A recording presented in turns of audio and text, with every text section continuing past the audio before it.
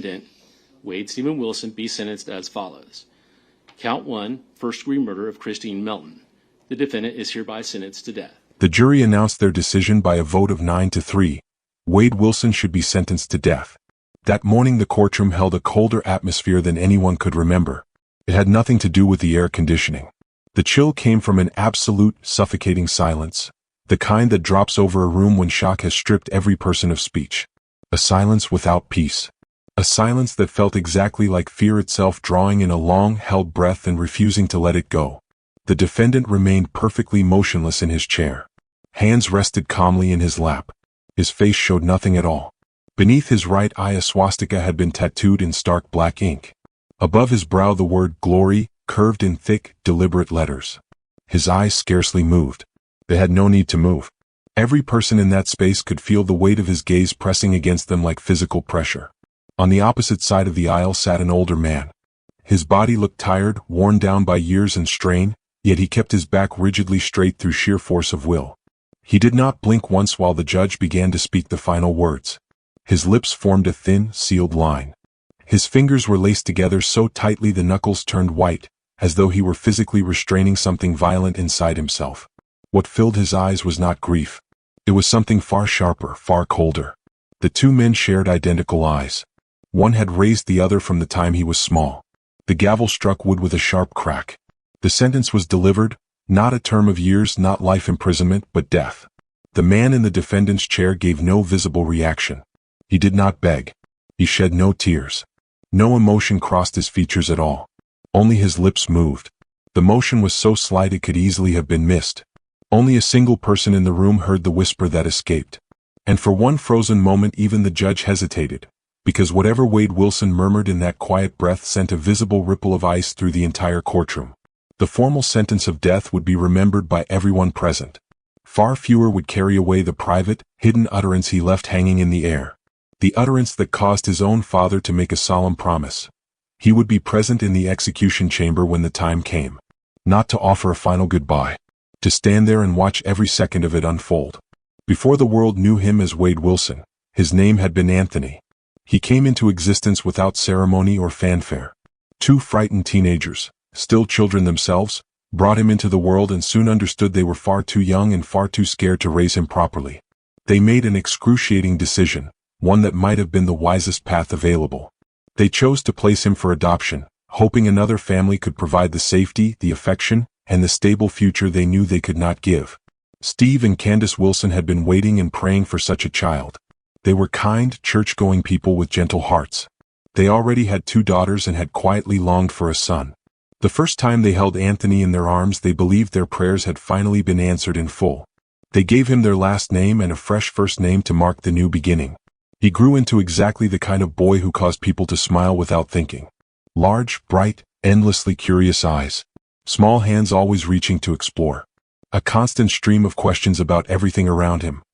He loved dogs of every size, the rush of wind while riding his bike as fast as he could pedal, and the warm smell of pancakes filling the house on lazy Sunday mornings. He was intelligent, not in a prodigy way but noticeably sharp and quick to learn. His report cards came home strong year after year. He was naturally athletic and moved with easy grace on any field or court. Laughter came to him without effort. A neat row of trophies lined the shelf in his bedroom. Small golden figures capturing boys forever frozen in mid-kick, mid-throw, mid-stride across finish lines. Posters of roaring race cars and powerful superheroes covered nearly every inch of wall space. On the nightstand beside his bed sat a Bible with his name embossed in gold lettering on the cover. Every Sunday morning the Wilson family took their usual place in the same church pew. Steve wearing a pressed dark suit, Candace in a soft pale blue dress. The boy settled comfortably between them. Together they sang the hymns in quiet harmony, their faces lifted toward the soft glow of the ceiling fixtures as though those lights were a private sky full of stars. Neighbors always described him as exceptionally polite. Teachers spoke of real promise and bright potential. His parents privately called him their greatest blessing. For the first 11 years of his life Wade was everything any family could possibly hope a son would be. His adoptive sisters adored him completely. Classmates competed to invite him to every birthday party, every weekend gathering. A gentle, natural glow seemed to surround him, the kind of effortless light most children lose long before they reach their teens. But even the brightest childhoods can hide gathering shadows in their corners. And even the most radiant boys can begin to flicker and fade. Around his 13th birthday, the first subtle changes appeared without warning or explanation. New trophies stopped arriving on the shelf. His bedroom door began staying closed for hours at a time. The blinds, which had always been left open to welcome sunshine, were now pulled tightly shut every single day and never raised again. At night he started moving from window to window, peering out into the dark, whispering that people were watching the house, that something unseen moved among the boxes and tools in the garage. His parents laughed softly at first, gently reassuring him it was only imagination running wild. Wade did not smile back. The boy who once knelt beside his bed to say quiet prayers now sat in the dark muttering words no one else could hear. Love still filled every room of that home. Love had simply stopped being enough to hold back whatever was beginning to rise inside him. He was only 11 years old when he spoke the words that stopped his mother cold. "I think I'm losing my mind." She paused, certain it was nothing more than a dramatic line he had picked up from television, the kind of exaggeration boys sometimes use when they are tired, frustrated, or confused. But Wade was not joking or exaggerating. His voice came out low and completely flat. His eyes opened very wide, not in terror but in the focused stare of someone watching something no one else in the room could see. That same night he moved through the house and closed every single blind again. By the time he turned 12 he refused to step even 1 foot inside the garage. He insisted something was waiting there in the shadows. His father flipped on the overhead light to prove him wrong. Only ordinary storage boxes, garden tools, and the soft mechanical hum of the water heater greeted them. Wade stared straight into the darkest corner behind the lawnmower and refused to blink or look away. His grades began dropping sharply. Sleep became something he no longer seemed capable of achieving. The boy who once raced across the backyard in soccer cleats now walked slowly through the hallways of his own house as though something invisible followed close at his heels. Sometimes he would stop speaking mid-sentence, head snapping around sharply as though a voice had whispered directly into his ear.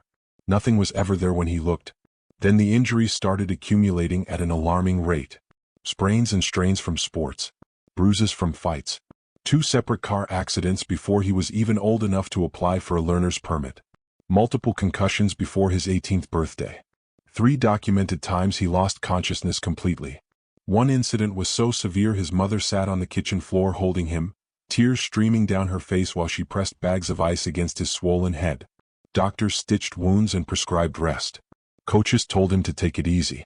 But inside his skull the damage had already spread far beyond what anyone could see from the outside. Years later a neurologist would examine detailed brain scans and point to the dark, irregular smudges that lit up across key regions. The frontal lobe, where impulse control and reasoned decision-making reside, was visibly scarred. The amygdala, the structure responsible for processing and regulating fear, was damaged in ways that could not be repaired. Both areas compromised. A perfect, tragic storm waiting to break. Most people never fully understand this part. Brain damage does not automatically create evil. It does not manufacture murderers out of thin air. What severe injury can do, however, is destroy the internal mechanisms that allow most human beings to pause, reconsider, and stop themselves before crossing irreversible lines. In Wade's case those mechanisms were gone. Rage ignited in an instant. Calming down became impossible. Actions flew ahead of any thought. Thrills called louder than consequences.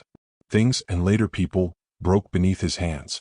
Once the violence began flowing outward he could no longer locate any switch to turn it off. It was no longer simply a mind beginning to slip. It was his remaining capacity for humanity itself quietly dissolving. By 16 the bright, promising boy everyone had known was effectively gone. Cars started disappearing under his control. Homes were entered while families slept unaware. Lies rolled off his tongue with practiced ease, often accompanied by a small, disarming smile. He saw no reason to hide his behavior anymore. By the age of 25 simple robbery no longer held any appeal. He had progressed to hunting living targets. Very few killers wake up one random morning and suddenly decide to take human life. The descent is almost always gradual, incremental, patient. One violation carefully stacked upon another. One warning sign after another quietly explained away or ignored. One well-meaning conversation that ends with the phrase, "He's just troubled," repeated until the day arrives when someone stops breathing. Wade Wilson's fall was never sudden or dramatic. It resembled a long, dimly lit staircase. And nearly everyone who had once cared about him stood by and watched him take each deliberate step downward. He was 16 the first time police placed him under arrest for stealing a car. Many called it nothing more than a joyride, typical teenage foolishness. The charges ultimately did not hold. A year later came a burglary charge. The family had been away from home. He entered the residence, removed electronics, pieces of jewelry, and a shotgun that had been hidden under the bed. When investigators asked why he took the firearm, he answered without hesitation, "It looked cool."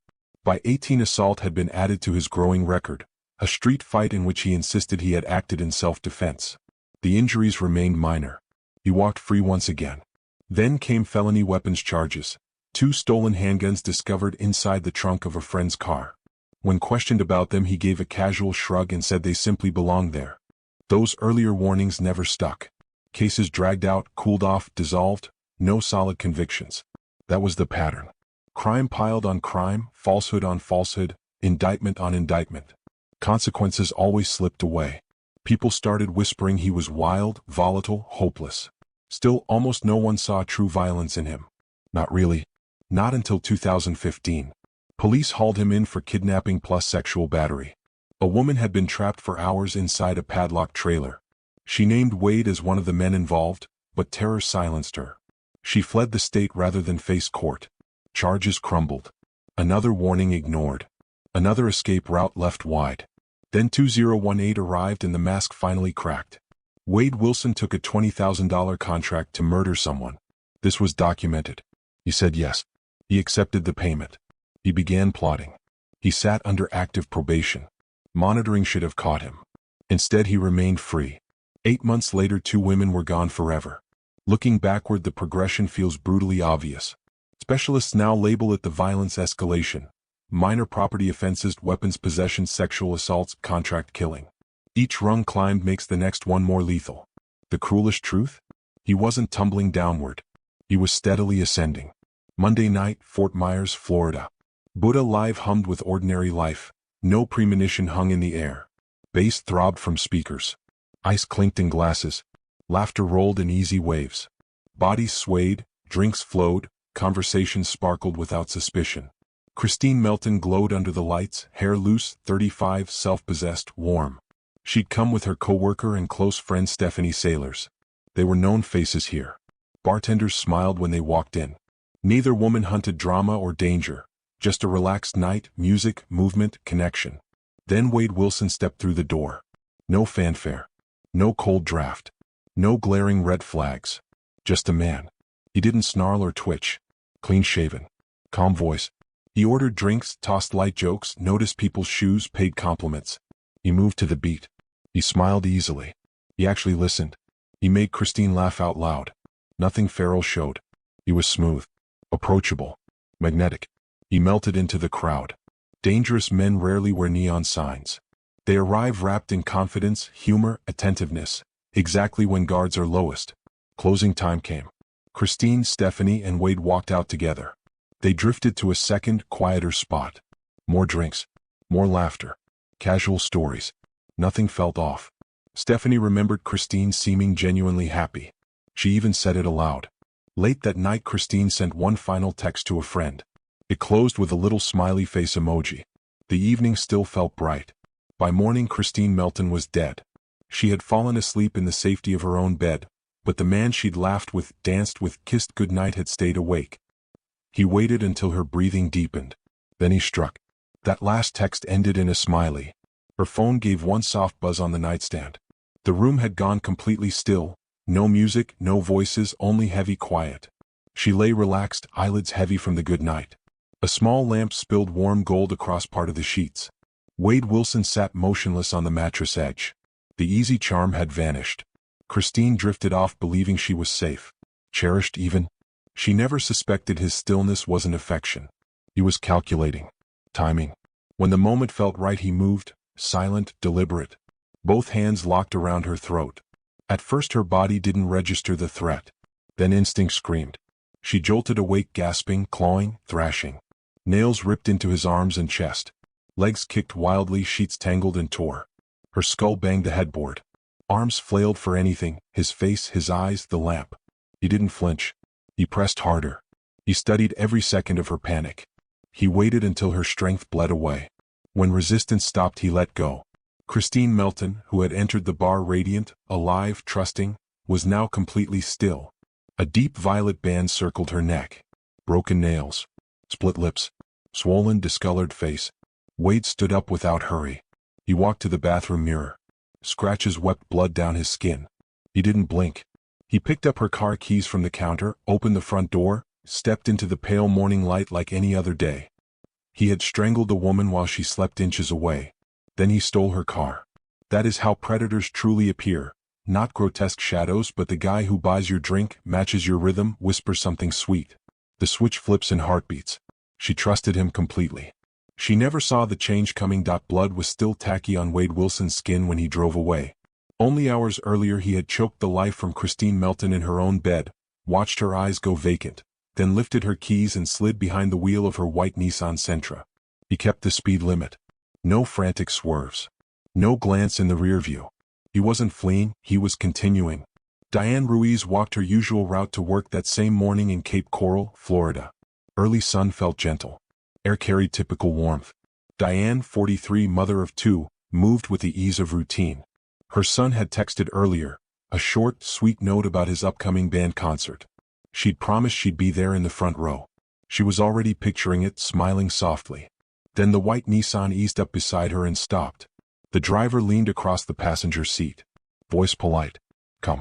He asked for directions to a nearby road. Nothing alarming. Diane stepped closer to point the way. She had helped strangers her whole life without a second thought. In one motion his arm shot out and dragged her inside. She screamed. She fought hard, kicking the dash, slamming fists against the door, clawing for the handle. Lock snapped down. The car surged forward. He said nothing. No threats. No rage. Just silent focus on the road, hands steady. Diane's pulse hammered. Familiar streets gave way to industrial zones, then empty fields, then desolate scrub. He pulled behind a Sam's Club into a forgotten corner where no one would hear. Door opened. He yanked her out onto the dirt. The struggle exploded again. But Diane Ruiz was not finished. She raked his face, drove knees into his legs, shoved with every ounce left. She broke loose and ran, blood already streaking her elbows, terror and fury carrying her forward. That Wade Wilson deserved the death sentence. Dirt coated her lips, feet bare, she staggered across weeds and sharp gravel, yet she pushed forward, frantic, resolute. She nearly escaped. The field's boundary loomed close. The road waited just ahead. Vehicles hummed faintly in the distance. This time no cry escaped her. She reserved her air for speed. She understood. Any pause, even brief, and he'd seize her. But he skipped, pursuing on foot. He slid back into the vehicle. The engine's growl rolled like storm behind her, tires ripping soil. She glanced rearward. Too slow. The car slammed her from behind with brutal impact. Her frame hurled ahead, then collapsed onto earth. Miraculously, breath lingered. She attempted to drag herself. A hand shifted. Her head twisted. He backed up, aligned precisely, and struck her repeatedly, over and over, until the meadow fell utterly still. Diane Ruiz, who had only paused to guide a stranger seeking directions, was no more. Her remains lay abandoned amid the grass. Wade Wilson sped off in the vehicle he'd taken after ending Christine Melton's life. No remorse, no tremor, no backward glance. He never checked once that at home, Diane's son had just pulled on his clothes. He rehearsed for his debut high school marching band show, the event his mother had eagerly anticipated, the one she'd vowed to witness. He glanced at his phone repeatedly, expecting her ring, expecting her arrival. She never appeared. By the hour Wade Wilson had claimed 2 lives that same morning, he'd scattered far more than crimson stains. He'd abandoned tire impressions, genetic traces, prints, and endless anguish. Yet he'd also abandoned something unforeseen. Something no murderer anticipates will pursue him. A witness who exposed him deliberately, not by chance. That witness, his own biological father. Wade dialed him personally. Not an attorney, not an ally, not anyone to aid escape. He reached Stephen Tessa. The same father who'd cradled him as an infant now picked up. Oblivious that the voice would etch eternal wounds into his spirit. The exchange stayed brief, detached. No urgency colored Wade's words. No sobs. No exhaustion. He stated plainly, I ended 2 lives. No justification, no pause. When pressed for reason, Wade delivered words that chilled the nation. I simply felt like it. Nothing more. No fury, no sorrow, just an icy declaration like a youngster explaining a whim to sample something novel. His father went rigid. Silence stretched. Then he disconnected and contacted authorities. Certainty rang clear. No hesitation about duty. His child had turned monstrous. Now he must intervene. Authorities located Wade swiftly in Cape Coral, still inside the stolen vehicle, marked by blood smears, contusions, and wreckage that narrated events before words formed. He offered no fight, no denial. He uttered scarcely anything. Yet the admission already existed, preserved in the mind of the sole person unable to erase it. That instant marked not merely Wade Wilson's captivity's close, nor solely a trial's dawn. It unveiled to the world a remorseless predator's visage. It fractured households, spurred media frenzy, ignited screaming banners. For Wade, though, it registered as routine. One motion, one progression, one segment in a far deeper abyss than surfaced yet, because this marked no conclusion. It served as mere prelude. Okay. All right. Mr. Wilson nodded his head now. A judge, this is a letter from the adoptive parents of Mr. Wilson. It's been 5 years since the worst of this began. You can't possibly understand how sorry we are for the families affected by this tragedy. We cannot change the past, but we wish we could. On that fateful day 5 years ago, not only were the lives and the dreams of 2 women lost with their families left behind in shock and grief, but another family was left shocked and grieved over a different kind of loss. It's easy to recognize the victims and their families and to feel profound sympathy for all they suffered and lost. When Wade Wilson stepped into the courtroom for his trial's opening, observers avoided his gaze. They stared, not from unfamiliarity, but because he now bore zero resemblance to the youth who'd competed in athletics, occupied a church bench with his adoptive kin, or grinned in old yearbook shots. That Wade had vanished. In his stead loomed something icier, more alien, infinitely more perilous. Ink covered his features, each marking more unsettling than the prior. Glory sprawled boldly across his brow. Beneath one eye, mocked the space silently. Yet the swastika etched under his right eye chilled every soul there. The judge permitted concealment via cosmetics for proceedings, but harm had spread already. Journalists had glimpsed it. The public had glimpsed it. The victim's kin had glimpsed it. No cosmetic layer could veil his transformation. He transcended mere violent history. He embodied walking hatred, disorder, ruin. Even amid guards, counsel, lenses, Wade Wilson appeared aligned with forces beyond the living. During hearings, emotion stayed scarce. No weeping, no overt regret. At times he reclined, lips curling faintly. At others he gazed blankly, indifferent. Crime scene visuals drew no wince. His father's testimony stirred nothing. He never shifted when Christine Melton's and Diane Ruiz's mothers broke down, words choking. He remained seated, face a tattooed veil, impassive, inscrutable. Prosecutors depicted him as a motionless executioner, easy task. Proof abounded, DNA, recorded admission, observers, and core reality. Wade slew not from heat, vengeance, terror. He slew because desire struck. He admitted it outright. Jurors sat paralyzed as images cycled. Christine's battered form, Diane's still shape in weeds, wounds to throats, features humanity. Yet photos alone didn't drain color from faces. It was the watcher displaying faint contentment. He occupied the bench with glory, branded on skin and a grin that crawled across jurors' nerves. By day's close, guilt stood unquestioned. Sole debate, whether execution sufficed. The chamber shifted as the decision echoed. Quiet carried not triumph, but sorrow granted voice at last. Christine Melton's and Diane Ruiz's loved ones had endured almost 5 years awaiting that instant. 5 years of nightmares, courtroom postponements, tabloid headlines, and recollections they never wished to unearth again. And now, with the jurors departed and the verdict sealed, it was their moment to voice the unspeakable. They hadn't arrived seeking absolution. They came to honor the lost. Christine's cousin, Samantha, approached the stand with shaking fingers and tear-filled gaze. She spoke of celebrations marred by vacant seats, of a grieving mother clinging to the delusion that her daughter still breathed because reality's blade cut too deep. Her tone fractured as she recalled how Christine always offered redemption to the broken. How she likely would have offered Wilson a gentle smile that fateful evening, simply because kindness defined her. A soul who hunted light in the darkest hearts, even when it led to her own destruction. Next came Diane Ruiz's brother. His fists balled so fiercely the skin over his knuckles blanched ghostly pale. He painted Diane as a warrior, a devoted parent, a tireless worker who dragged herself home after endless shifts yet still knelt to guide schoolwork. He recounted how her young son stood vigil at the window on the day she vanished forever, clutching his trumpet, clad in crisp marching band attire. The child preserves the uniform now, neatly tucked on his mattress, untouched since the afternoon she failed to return. Yet it was Diane's father, Felix Ruiz, who unleashed words that froze the entire chamber in icy silence. No shouts. No sobs. Merely a piercing gaze locked onto Wade Wilson, the unflinching look only a parent who has lowered their child into earth can wield. Then he uttered the single line etched forever into memory. I will be there when he draws his final breath. That's a vow. No plea for leniency. No demand for explanations. Simply the desire to witness the conclusion. The air in the room thickened unbearably afterward. Even the judge paused, drawing a slow breath before proceeding. The anguish radiating outward was deafening. It seeped through plaster and timber, stained every pew, and lodged deep within the marrow of all who witnessed it. But beyond those doors, a shadow far more sinister was already swelling.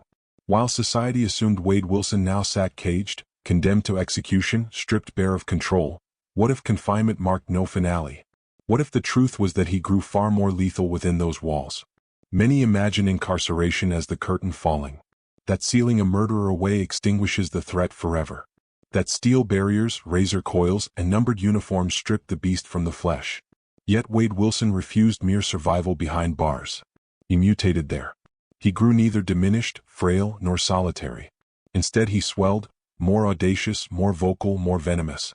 The figure who entered Lee County Jail in 2019 bore little resemblance to the one who faced judgment 5 years on. That metamorphosis was no coincidence.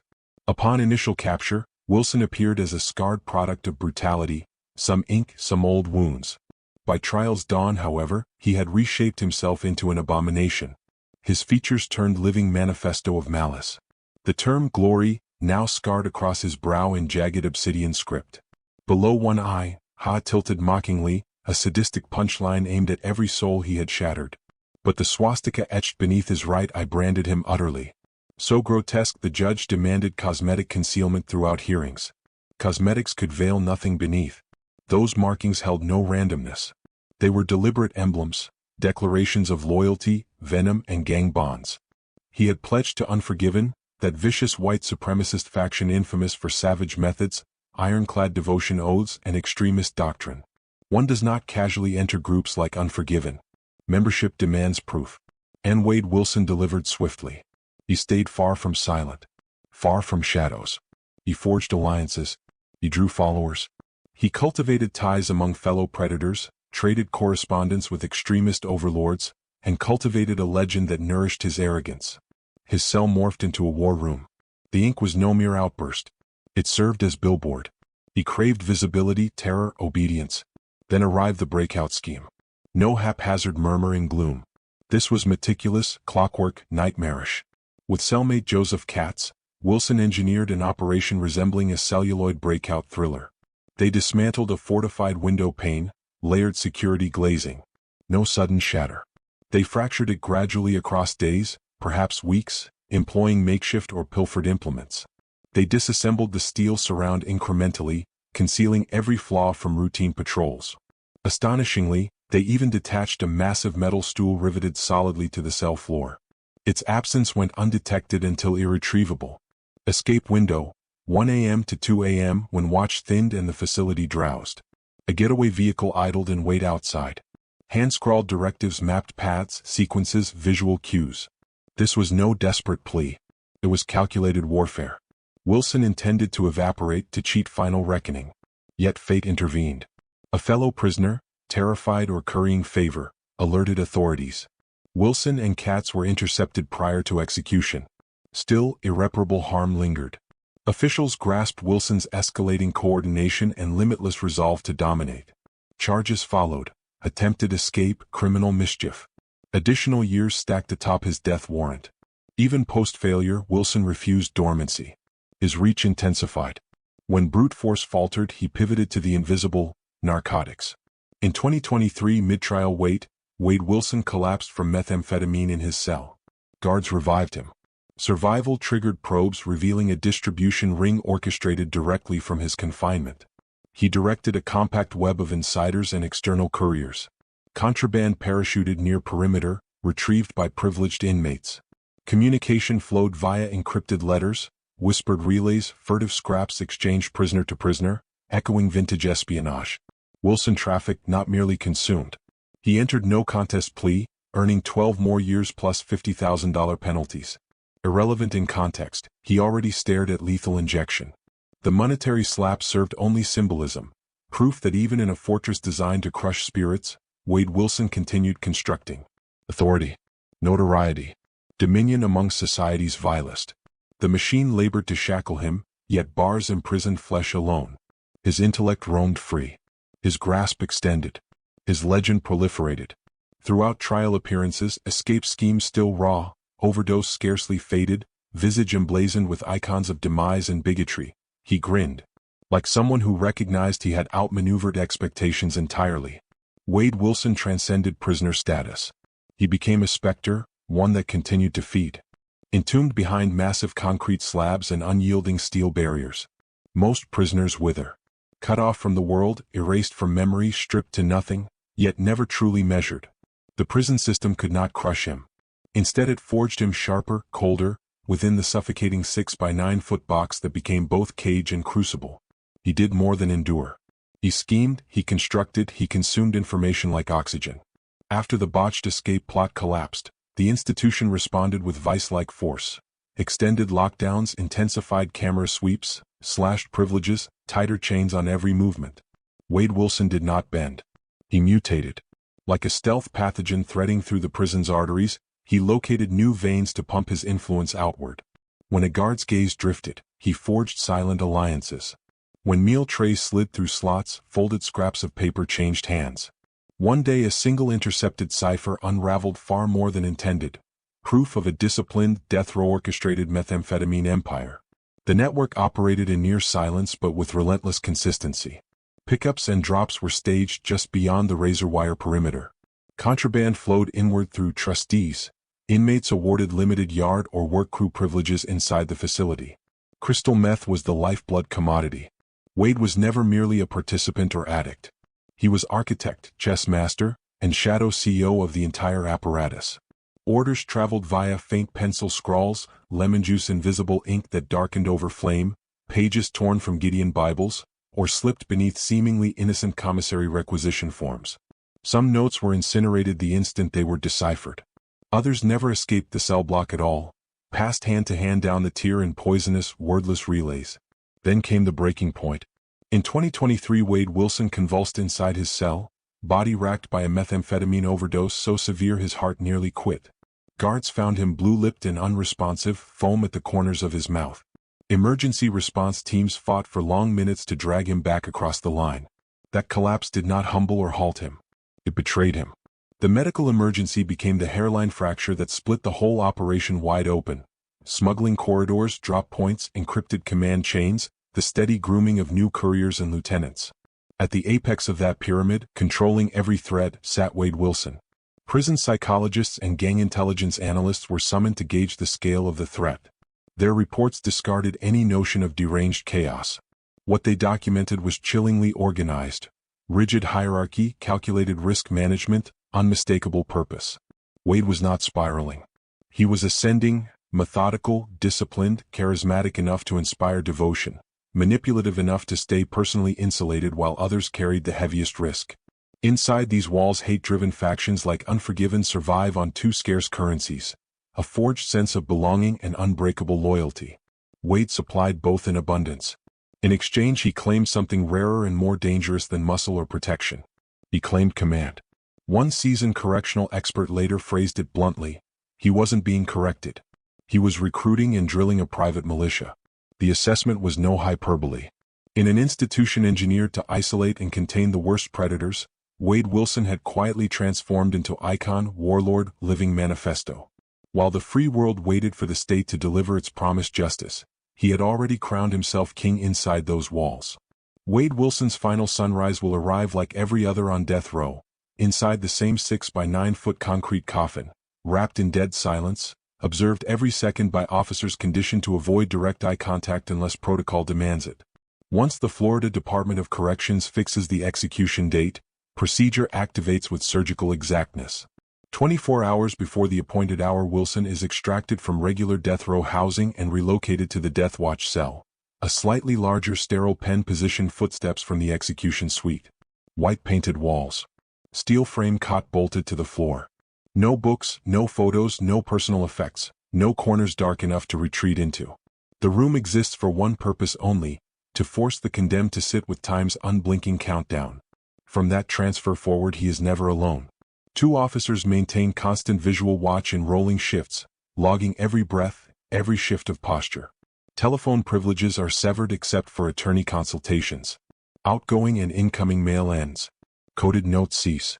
Influence evaporates. Only the slow drip of minutes remains. He is offered a final meeting with a chosen spiritual advisor or immediate family. Whether anyone accepts the invitation is unknown. His biological father, the man who answered the phone when Wade calmly confessed to murdering 2 women and then turned him in, has publicly declared he will be present. Not for reconciliation behind visitation glass, but seated among the official witnesses, watching every second of the procedure that ends the life of the son he handed to authorities. Florida's execution protocol is machined to the millimeter. The condemned may request a last meal, but statute caps the cost at $40, ingredients must be sourced locally, and preparation occurs in the prison kitchen. No extravagant spreads, no cinematic excess. If Wilson orders anything, it will likely be plain. Cheeseburger, French fries, perhaps a cup of ice cream, or, as is common in the final hours, nothing at all. Appetite often vanishes beneath the weight of what is coming. At exactly 6 p.m., 2 guards escort him the short walk to the execution chamber. The space is small, bright, and brutally clinical. No movie-style gloom, no theatrical spotlights, just cold white fluorescent tubes buzzing overhead and the sharp tang of hospital-grade disinfectant. In the center stands a single padded gurney ringed by cardiac monitors, 4 poles, thick leather restraints, and a large viewing window for approved witnesses. Wilson is positioned flat on his back. Officers methodically secure wrists, ankles, chest, and thighs with heavy straps. A medical technician inserts 2 intravenous lines, 1 primary, 1 backup, running to a small console in the corner that houses 3 syringes. Florida employs the standard 3-drug sequence. First an anesthetic to plunge him into unconsciousness within seconds, then rocuronium bromide to paralyze every voluntary muscle, and finally potassium acetate to arrest the heart. The entire infusion usually finishes in under 10 minutes, though for those watching through the glass it stretches into a different kind of eternity. Immediately before the drugs begin to flow, the warden asks if the condemned has any final statement. The words are recorded, reviewed, and, if deemed appropriate, eventually released to the public. Some inmates offer apologies. Others recite scripture or name their victims. A few choose silence. Wade Wilson has never fit the pattern. When he first confessed to his father over the telephone, his entire admission consisted of 5 words: "I just wanted to do it." The question now hanging in the air is whether those same 5 syllables will also serve as his farewell to the world. The process is not dramatic. It is mechanical, antiseptic, irreversible, much like the man strapped to the gurney. Yet the uncertainty endures. Will he offer remorse at the very end, or will he exit repeating the precise phrase that launched the nightmare? "I just wanted to do it." In the weeks and months after sentencing, the courtroom lights dimmed, the news trucks rolled away, and the public's attention chased newer tragedies. But the families of Christine Melton and Diane Ruiz could not turn the page. Grief refuses to obey broadcast schedules. It lingers in the empty place settings at holiday tables, rides shotgun on long silent drives, occupies the rooms where voices used to echo. It hides inside unread text message threads, missed call notifications that were never cleared, and memories that refused to soften with time. For these families, the deepest wound was not only loss. It was the realization that the signs had been visible for years and almost everyone looked away. Wade Wilson did not erupt without warning. His violence was not a sudden fracture. It was the culmination of a slow, ugly smoldering that stretched back through adolescence. Multiple concussions and head trauma before he reached adulthood, creeping paranoia, social withdrawal, a stark behavioral collapse around age 13, then the steady escalation of offenses, petty theft, escalating burglaries, assaults. Please smash that subscribe button. This isn't mere entertainment. This is your shadowy alert in the night. Because the real horrors don't lurk beneath your mattress. They perch beside you at the dimly lit tavern. They request street guidance. They wait under harsh, flickering lights, amid the sharp tang of disinfectant. One lone stretcher rests in the middle, encircled by cold instruments, binding straps, and the thick observation pane where chosen observers will stand witness. Wilson will recline motionless as guards cinch his wrists, ankles, torso, and limbs tight. A technician will slide in dual 4 lines, one main, one reserve. Both feed into the compact device tucked in the room's corner, loaded with 3 syringes. Florida relies on a 3-drug sequence. The initial one plunges him into darkness in moments. The next, rocuronium bromide, locks every muscle rigid. The final, potassium acetate, halts his pulse forever. The entire sequence unfolds in under 10 minutes, yet eternity stretches for those forced to gaze upon it.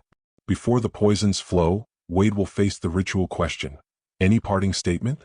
It will be captured, logged, and, if approved, shared with the outside world. Some condemned offer remorse. Others recite holy verses. A few remain mute. But Wade Wilson defies the pattern. His earliest admission to his father boiled down to 5 chilling syllables. I just wanted to do it. Now the world holds its breath, wondering if those will echo as his farewell. This isn't scripted drama. It's sterile, merciless, irreversible, mirroring his nature. Yet the doubt persists. Will remorse surface at last, or will he depart with the same hollow confession that ignited the nightmare? I just wanted to do it. In the wake of judgment, the courtroom cleared, the news dimmed, the spotlights shifted elsewhere. But the kin of Christine Melton and Diane Ruiz found no escape. They couldn't. Sorrow ignores headlines. It clings in hushed rooms, claims vacant seats at family gatherings, rides shotgun on silent drives, haunts the voids once filled with joy. It lurks in unread messages, unanswered rings, recollections that refuse to dim. For these families, the agony wasn't solely loss. It stemmed from what went unseen. The warnings had whispered for years. Wade Wilson never simply broke. He didn't erupt from nothing. His darkness didn't spring from emptiness. It smoldered gradually, unnoticed until the flames consumed everything. The head injuries from childhood blows.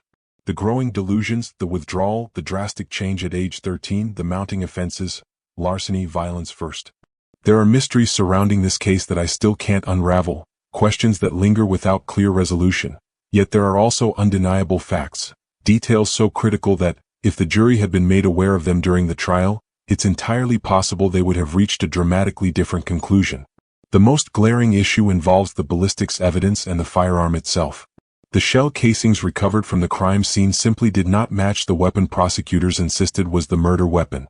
That mismatch remains one of the most troubling oversights in the entire investigation, and disturbingly, it has never once been raised or examined during any of the subsequent court hearings, appeals, or reviews. Just 60 minutes before Francis Newton was scheduled to be strapped to the gurney for lethal injection, the governor of Texas issued a last-minute stay, bringing the entire process to a sudden halt. Francis had been convicted of the brutal murders of her husband and their 2 young children, but from the beginning the evidence presented in court felt incomplete, inconsistent, even questionable. Forensic experts and independent reviewers later pointed out serious problems with how the ballistics and gunshot residue tests were conducted and interpreted. Others went further, suggesting the real shooter might have been someone entirely different, someone never seriously investigated. With doubt after doubt accumulating and hanging heavily over the case, the governor was forced to confront an agonizing question. Was the state of Texas preparing to execute a woman who might actually be innocent? Even Francis, in her final statements and interviews, calmly but persistently drew attention to critical elements of her own case that had never received proper scrutiny or cross-examination. One of my neighbors told investigators they distinctly heard gunshots around 7:30 that evening. Why on earth was that person never called to the witness stand during the trial? I only discovered this detail myself when I read through the clemency report years later. I had never even known it existed until then. That neighbor should have been subpoenaed and allowed to testify under oath. That was exactly the kind of exculpatory or at least contradictory evidence the defense team was obligated to pursue, and yet they never did. Hearing Frances speak in her own measured, reflective voice forces you to wrestle with an uncomfortable possibility. Were these the careful words of a guilty woman trying to explain herself, or were they the quiet, desperate warnings of an innocent person who felt the system closing in around her? In this episode of Bruised Voice, we're going to carefully walk through every key moment of what happened on that terrible night, revisit the mounting questions and near misses that almost led to her being spared, and explore the final reasons her execution was allowed to proceed. making Frances Elaine Newton the first black woman executed by the state of Texas in the modern era. Before we go any deeper into this haunting and bitterly contested true crime story, if you're finding this compelling, please take a second to like the video and subscribe to Bruised Voice. That support really helps us continue covering these complex, often overlooked cases that deserve to be heard. Everything changed forever on the night of April 7, 1987 in Houston. Police dispatch received an urgent call reporting a shooting at an apartment complex off West Mount Houston Road.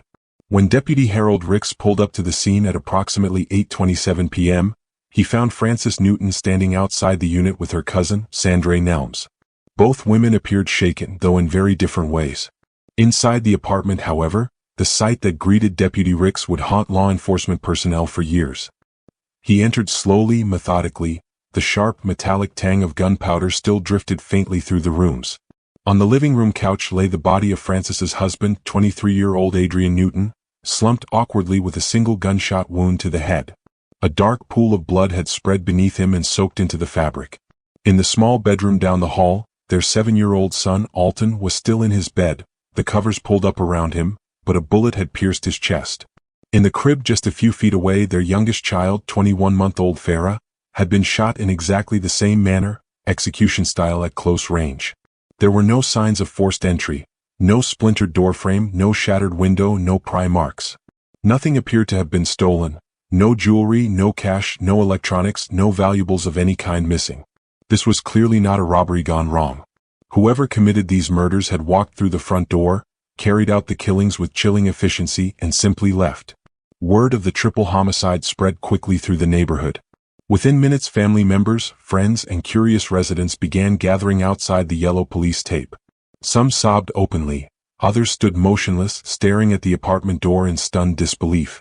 Low murmurs of speculation rippled through the crowd, but no one had solid answers, only fear, grief, and endless questions. After Deputy Ricks radioed confirmation of the fatalities, additional patrol units arrived to secure the perimeter. Detectives soon followed, taking control of the scene. The apartment was taped off and declared a crime scene. Uniformed deputies gently but firmly kept distraught relatives and onlookers at a safe distance. Under the harsh sodium glow of the streetlights, Frances Newton stood apart from the growing cluster of people. Her arms were folded tightly across her chest, almost protectively. Her face showed no obvious signs of recent crying, no swollen eyes, no reddened cheeks, no streaked mascara, just an eerie, composed stillness that struck several officers as unusual under the circumstances. Detective Michael Parinello approached her carefully. "Frances," he said in a calm, measured tone, "can you walk me through everything that happened tonight?" She answered without hesitation. She explained that she had been at her cousin's house earlier in the evening and returned home to find her family already dead. She insisted she hadn't heard any gunshots, any screams, anything out of the ordinary. Then, before the detective could even pose the question, she added firmly, "I didn't do this." Meanwhile, detectives separated Frances and Sandra Nelms so they could take independent statements and compare their accounts. Sandra was cooperative but noticeably anxious, fidgeting and avoiding prolonged eye contact. When Detective Talton gently pressed her about anything unusual she might have noticed that evening, she hesitated for a long moment before mentioning the blue bag. According to Sandra, Frances had shown up at her residence completely unannounced. No phone call, no text, no warning whatsoever. She simply appeared at the door and asked Sandra to ride back to the apartment with her. Before they left, though, Frances walked across the yard to the abandoned house next door, a dilapidated property the family occasionally used to store old furniture and boxes. She was carrying a blue canvas bag. She disappeared inside the empty structure for a short time, then re-emerged without the bag and without offering any explanation about what she had done or why. At that moment, Sandra thought the behavior seemed peculiar, but she didn't press for details. Now, standing outside an apartment where 3 members of Frances's family had just been shot to death, the memory took on an entirely different weight. Detective Talton asked Sandra to take him to the exact location. They drove the short distance back to Sealy Street. Behind the sagging, rotting porch of the vacant house, inside a dusty hallway closet whose door barely latched, they located the blue canvas bag exactly where Sandra remembered. Inside lay a .25 caliber Raven Arms pistol.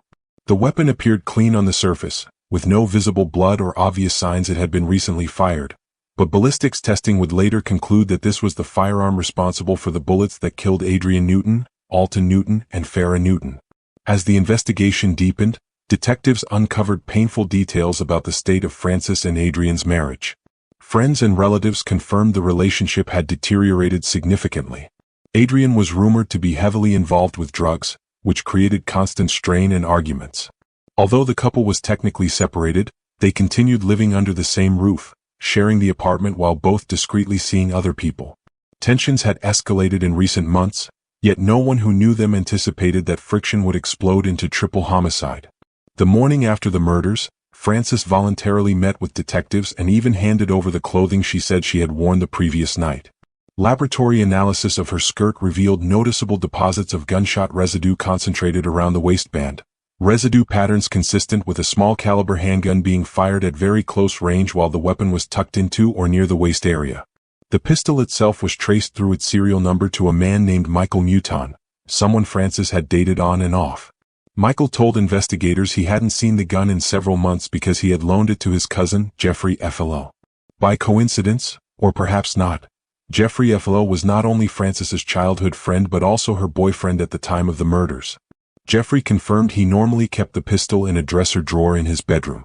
Since Frances regularly visited his home to wash and fold his laundry, she would have had easy repeated access to that drawer and the weapon inside it whenever she chose. Investigators uncovered yet another layer that prosecutors would later emphasize heavily. Just weeks before the killings, Frances had quietly taken out 3 separate life insurance policies. One policy covered her own life, one covered her husband Adrian, and one covered their daughter Farah, each with a face value of $50,000. Their son Alton already had an existing policy in place.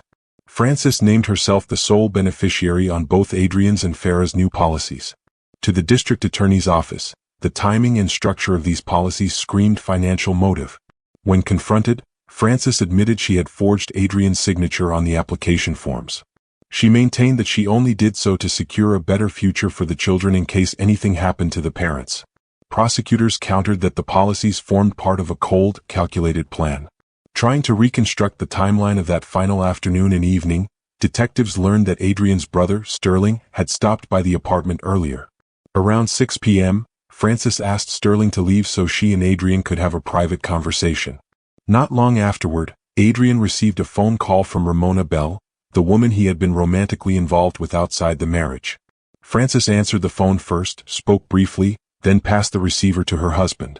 Ramona later told police that even after the handoff, she could still hear Frances's voice clearly in the background, talking, moving, remaining very much present in the room during the call.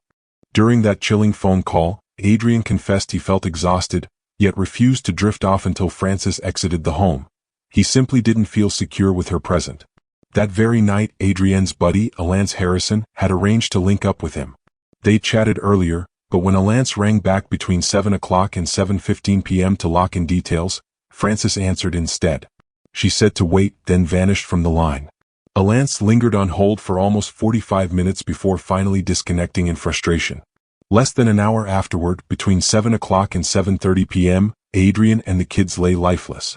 Frances and Sandre reached the apartment, stumbled upon the grim scene, and dialed 911. Deputy Harold Ricks arrived at 8:27 p.m. Despite mountains of clues implicating her, Frances stubbornly rejected any role in the slayings. She insisted the true cause behind her husband and children's deaths had zero link to her. It stemmed from vengeance. In her version, Adrian owed $1,500 to a shadowy drug figure called Charlie. That unpaid sum had dragged peril straight into their household. She cast herself as a helpless observer, claiming someone tied to this elusive Charlie had targeted Adrian. Sadly, the little ones got trapped in the violence. Back then, I knew my husband owed cash to this man he dealt drugs for. The guy isn't some invention in my head, you know. That situation was genuine. It was happening and it left my husband so paranoid at times. Sometimes we'd return home and Allison would step out of his room saying, "Mom, Dad's sleeping under the bed, you know, under his bed." We wouldn't spot his car anywhere, but there he'd be, curled up underneath, asleep. So that tension was real.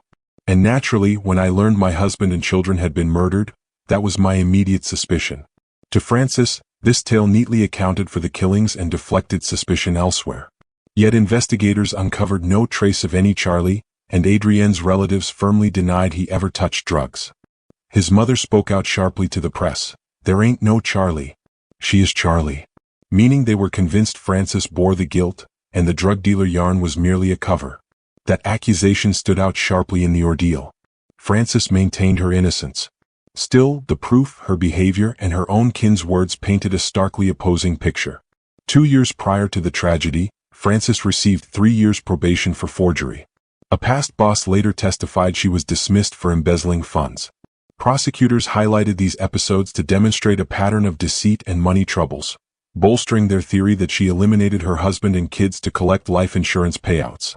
On October 25, 1988, Frances was found guilty of capital murder in the deaths of her husband, Adrian, and their 2 young children. Since multiple victims died in one act, she received a death sentence. But the nightmare didn't conclude there.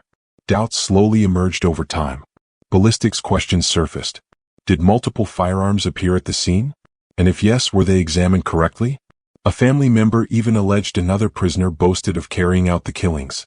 One juror confessed they possibly would have decided otherwise with full evidence access, amplifying the unease. Demonstrators waved signs declaring Frances hadn't slain her family. Frances noted her neighbor reported hearing a shot that fatal night, yet that witness never took the stand. Still, the counter-evidence loomed heavily. Prior to the murders, she'd already served 3 years probation for forgery, revealing deceit and financial strain. Mere weeks earlier, Frances purchased 3 life insurance policies, naming herself sole beneficiary for Adrienne's and Farah's coverage. To the state, this screamed financial incentive. Around 6 p.m. that evening, Frances urged Adrienne's brother, Sterling, to vacate their joint apartment for a private talk with Adrienne. Sterling departed. Soon after, Ramona Bell, Adrienne's romantic interest, phoned. Frances grabbed the receiver first before passing it over. Ramona later informed detectives she overheard Frances shouting in the background, and Adrienne remarked he felt weary but couldn't rest while Frances remained, fearing for his safety. Then Harrison, Adrienne's pal set to meet him, called. Frances picked up, asked him to hold, and never returned. The friend waited nearly 45 minutes before quitting, prompting questions.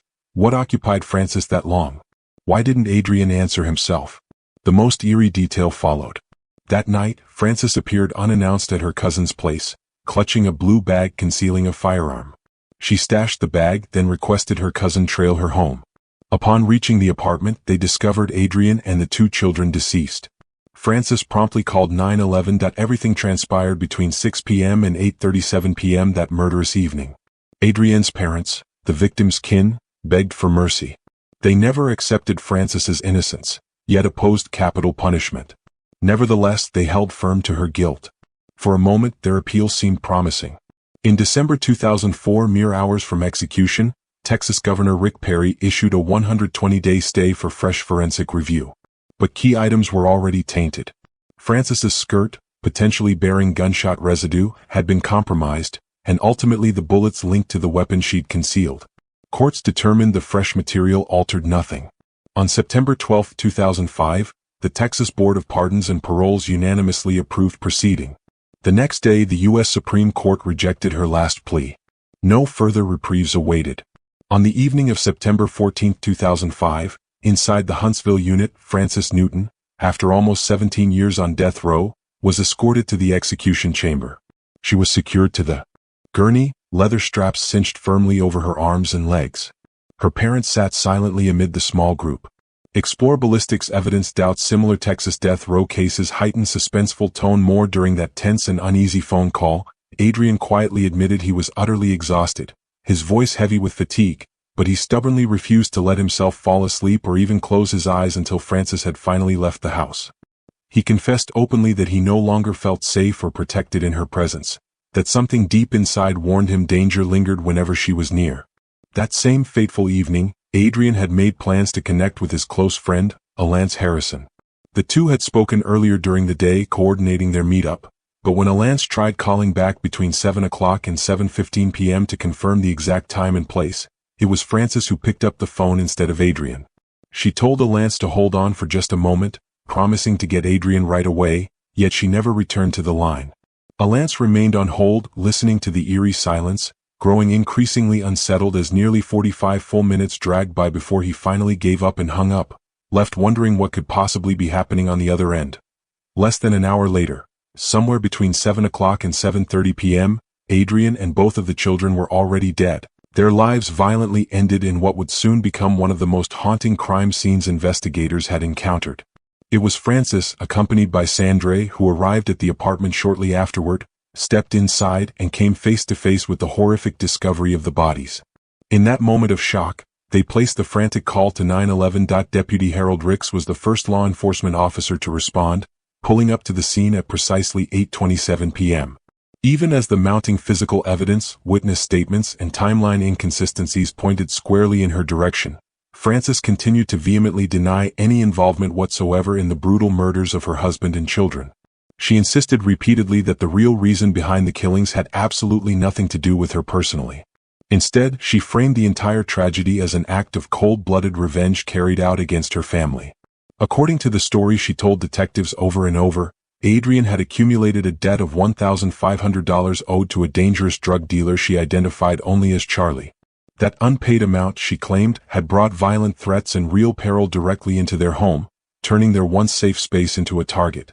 She carefully portrayed herself as nothing more than an innocent bystander caught in the wrong place at the wrong time, suggesting that someone connected to this mysterious figure named Charlie had come looking for Adrian to collect what was owed, or perhaps to send a deadly message. Tragically, she said, the two young children had simply been caught in the merciless crossfire of that supposed retaliation. At that time, I know that my husband owed money to this guy he was selling drugs for. The guy is not a figment of my imagination, that was real. That was going on, and it had my husband so concerned at times. Sometime we would come home and Allison would come out of his room and say, Mom, Dad, sleep under the bed, under his bed, that we wouldn't see his car anywhere but he'd be under the bed sleep, So, that was something that was going on. And of course, when I find out that my husband and children murdered, that was my first thought.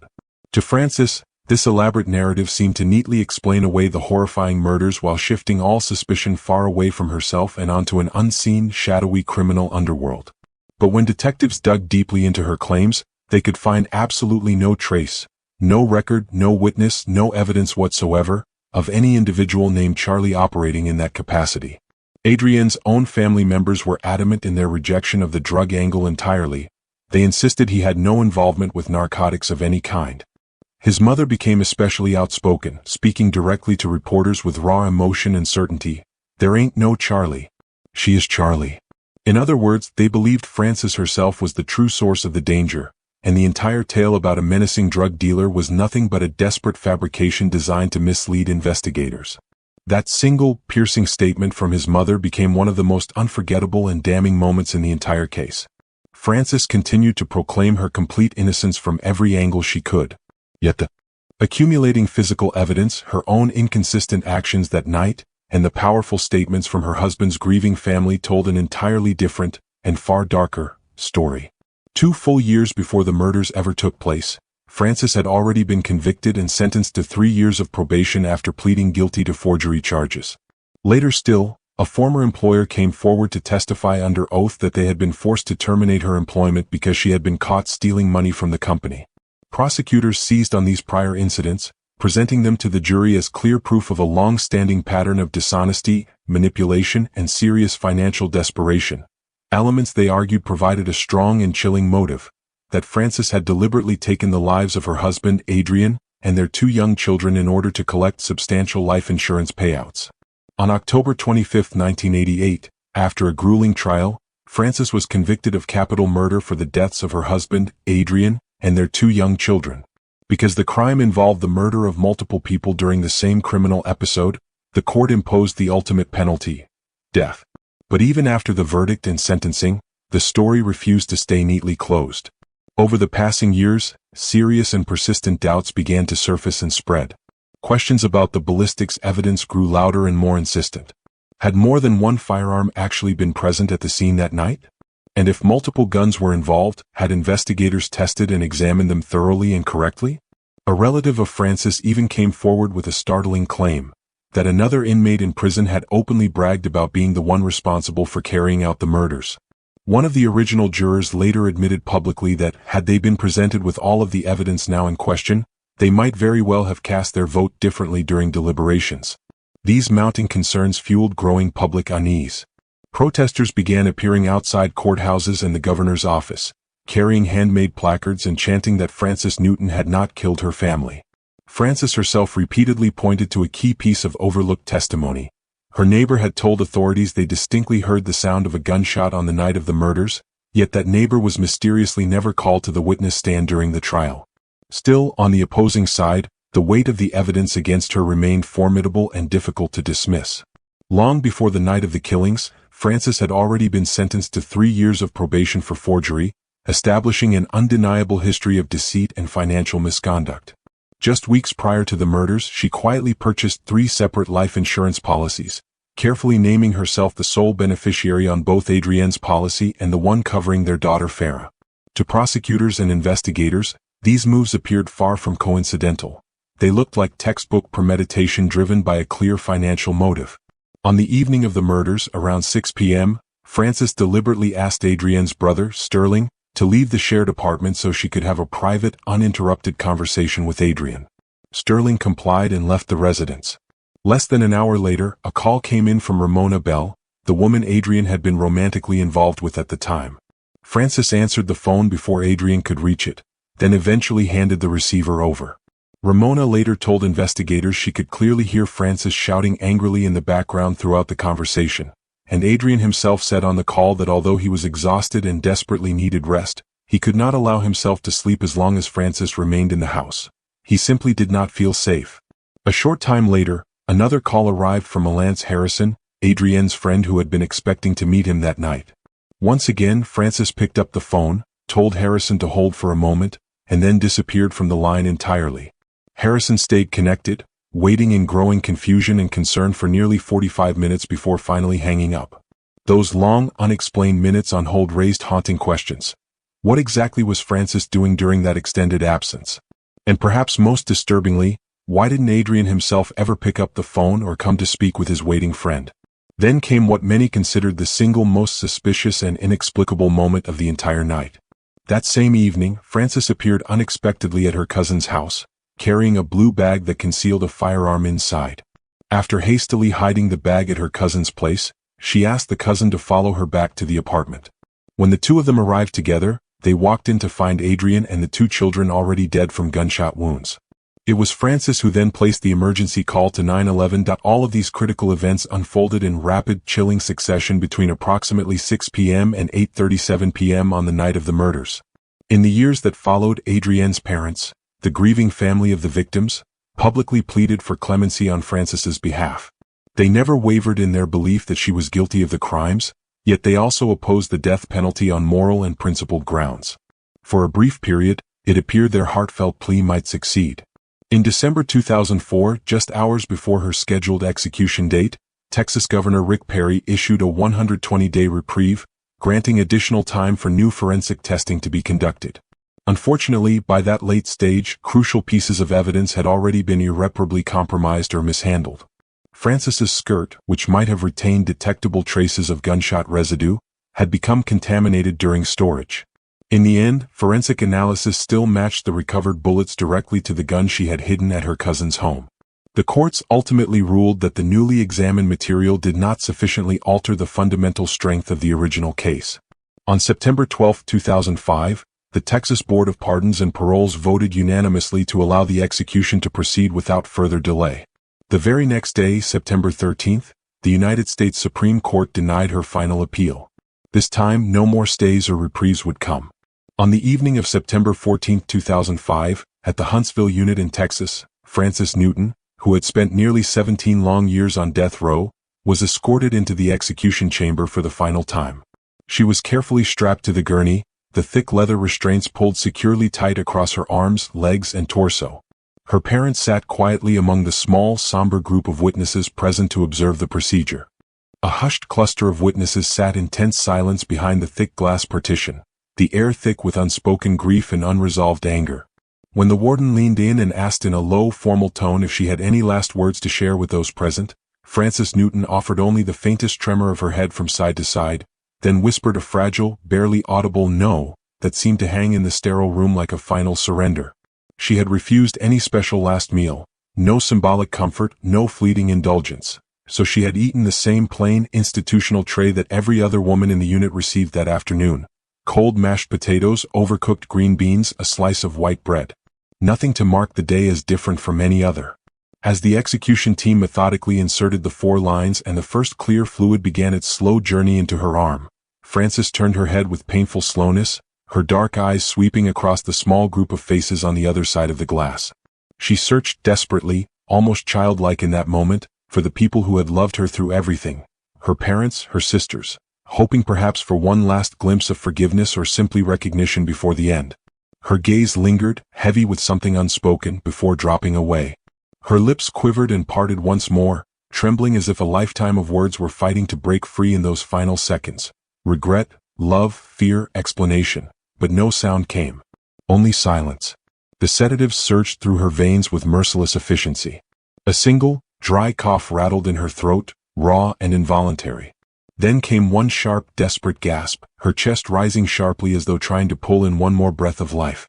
Her eyelids fluttered like dying moths against a window, then stilled completely. The room seemed to hold its collective breath with her. 8 long minutes crawled by in near total quiet, broken only by the soft beeps of monitors and the occasional stifled sob. At precisely 6:17 p.m., the physician stepped forward, checked for signs of life, and spoke the words everyone had been dreading and anticipating in equal measure. Frances Newton was pronounced dead. She was just 40 years old. A life that had once held promise, laughter, children, now reduced to a still form under a thin white sheet. The emotional weight in the witness room was crushing.